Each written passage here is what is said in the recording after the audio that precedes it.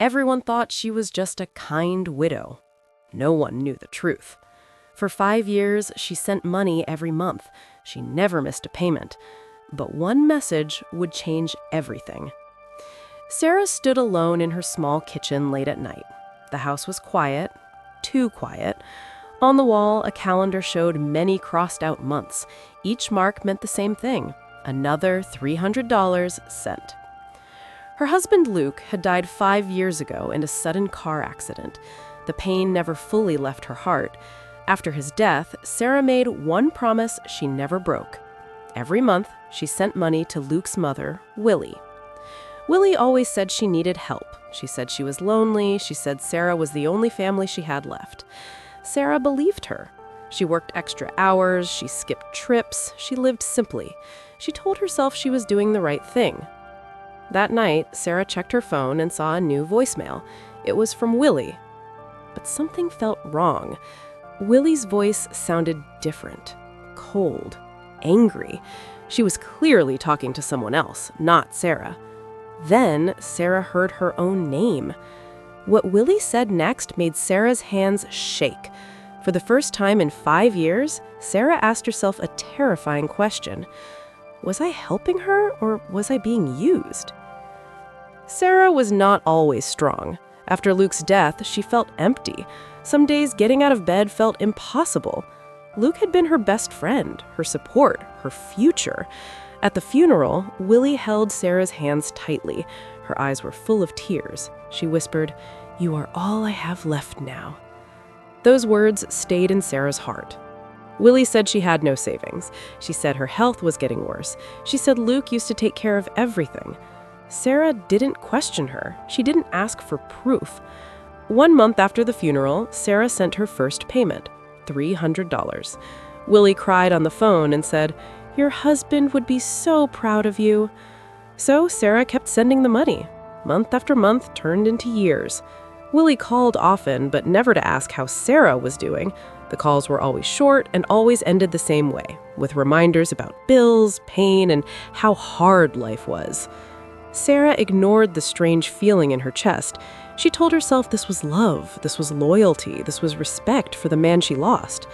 But slowly, without Sarah noticing, kindness stopped feeling like a choice. It started to feel like an obligation, and obligations can become chains. At first, the signs were small, so small that Sarah almost ignored them. One afternoon, she met an old coworker for coffee. During casual talk, the woman mentioned seeing Willie at a casino. She laughed and said Willie looked happy, well-dressed, relaxed. Sarah forced a smile. She told herself it meant nothing. But things slowly began to change. Willie started calling earlier than usual, asking if the money was sent yet. When Sarah tried to explain she was busy, Willie's tone turned sharp. She no longer said please. She no longer said thank you. 1 month, Sarah sent the money 3 days late. Willie exploded. She yelled. She accused Sarah of being selfish. She said Sarah owed her for taking her son away. The words cut deep. That night, Sarah sat on her bed and replayed the voicemail again.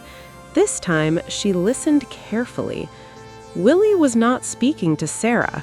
She was speaking to someone else, and she was laughing. Willie called Sarah stupid and said the money was easy. She bragged about how long she could keep it going. Sarah's chest tightened. Her hands trembled. For the first time, doubt became fear, and fear began to turn into clarity. Sarah did not confront Willie, not yet. Instead, she became quiet.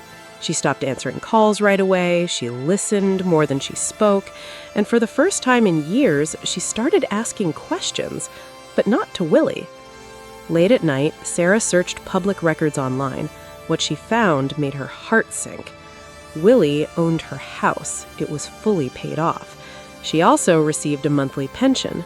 Not much, but enough to live on. Enough that the money Sarah sent was never about survival. She learned even more. Neighbors described Willie as comfortable. They talked about her trips, her shopping, her nights out. Everything Willie told Sarah had been a lie. The worst discovery came last. Sarah overheard Willie telling someone that Sarah was paying her back for Daniel, that Sarah owed her forever. Sarah sat in silence, tears in her eyes. This was never kindness to Willie.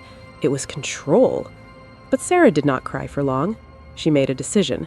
If Willie wanted to play a game, Sarah would let her, and she would make sure it ended, once and for all. Willie did not notice the change in Sarah. She thought Sarah was still the same quiet widow, still weak, still easy to control. Then, one morning, Sarah received an official letter. It was a legal notice. Willie was demanding money, not just the monthly $300, but thousands more. She claimed Sarah had promised to support her for life. She said Sarah owed her everything after Luke's death.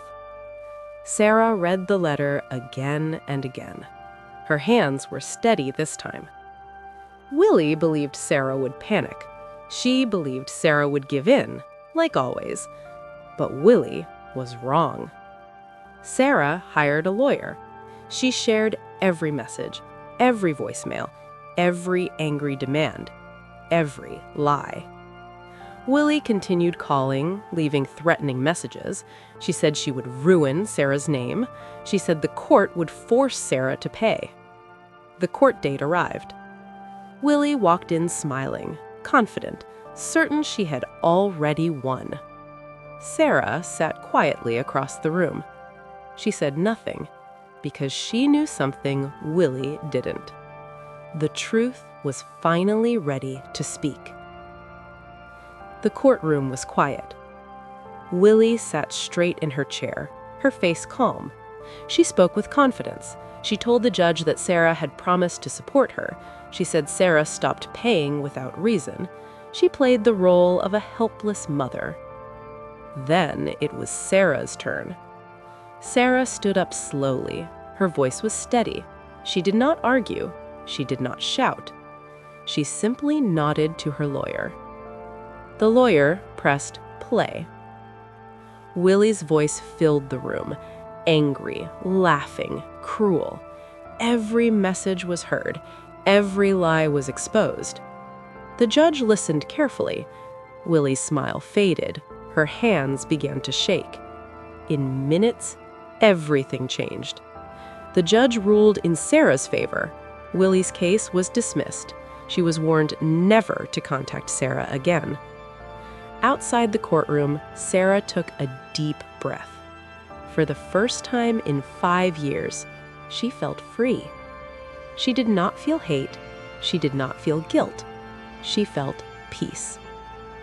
Sarah walked away, stronger than ever, because kindness is powerful, but only when it has limits.